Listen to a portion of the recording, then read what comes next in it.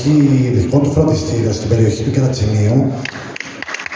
Είπε ότι θα το πει εκείνος, αλλά θα τον προλάβω σε αυτό. Είμαστε και πατριώνες και τιμάνοι και δύο. Είχα σκοπό να το πω πριν από σένα, συγγνώμη.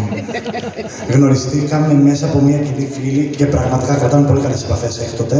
Ένα δυνατό χειροκρότημα για τον Γιώργο. Πες μας πώς πήγαν οι βάσεις σου για φέτος. Καταρχήν να ευχαριστήσω τον Παναγιώτη που μας δίνει την τιμή και τη χαρά να συμμετέχουμε σε αυτή την εκδήλωση. Είμαστε ένα φροντιστήριο έτσι και εμείς οικογενειακό, όπως είναι και η σχολή του Παναγιώτη.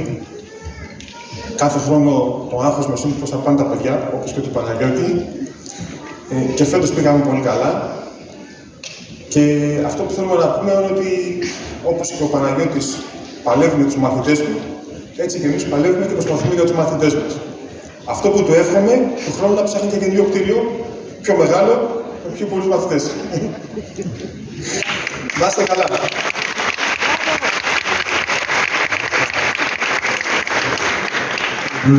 Και τώρα ένας άνθρωπος